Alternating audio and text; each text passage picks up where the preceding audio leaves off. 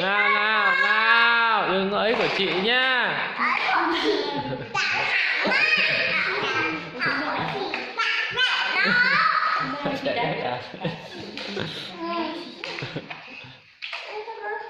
Cô đừng đạp của chị nhá.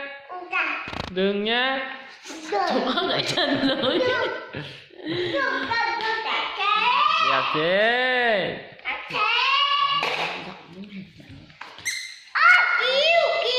Kêu happy.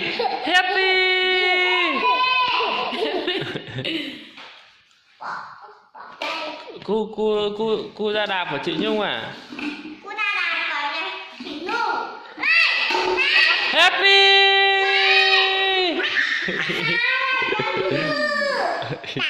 Đạp. Tôi na đứng. Con na đứng. Đây này. Wow. Cho em ra đạp một tí nhá, để bố chụp ảnh nhá. Cho em ra đạp xong là bố chụp ảnh nhá. Nhá, em. Ôi chạy happy.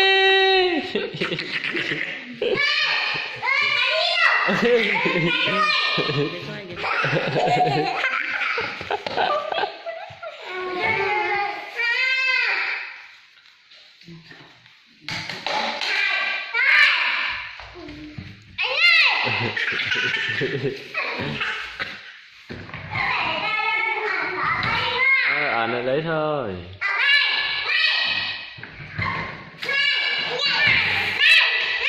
Cho em, con cho em lô đi con.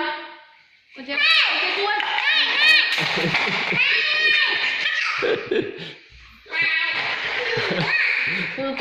Từ quá.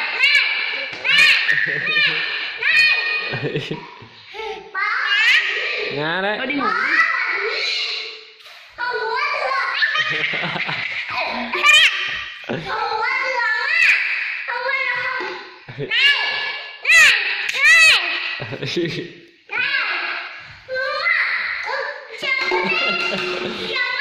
Happy.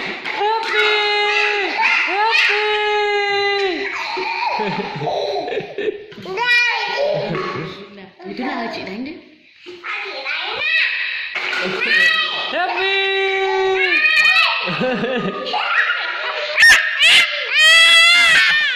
Thứ nào đi ngủ đi. Sao tắt điện. Này. Chị em dựng cho con á. Em dựng cho con á.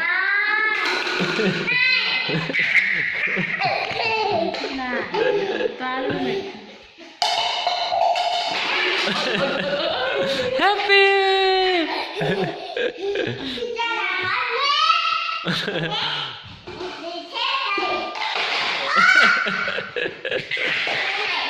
Hư quá. Không chơi nữa. Kìa. Thứ nào đi. Rồi đẩy em à. Chết. Ôi.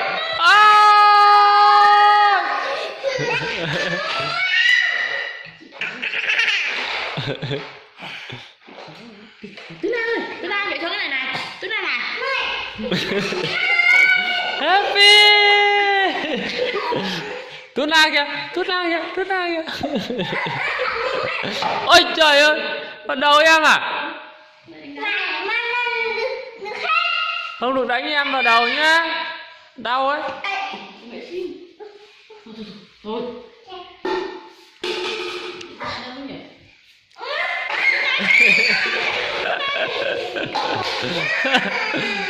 Thôi, cu không được ấy của chị nhá.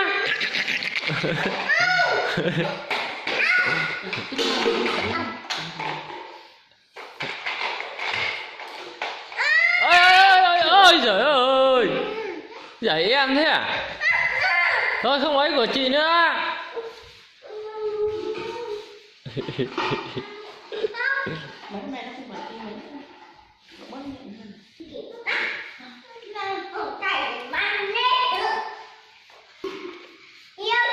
Nhiều rồi, nhiều thế.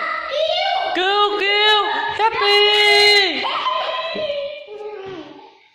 Không được giấy em ngã kịch đầu nhé.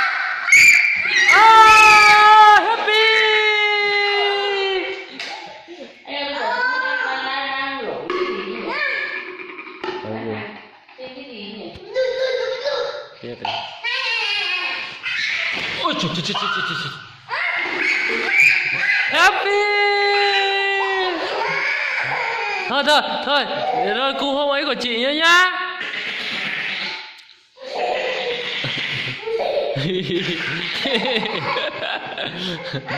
Ai Happy.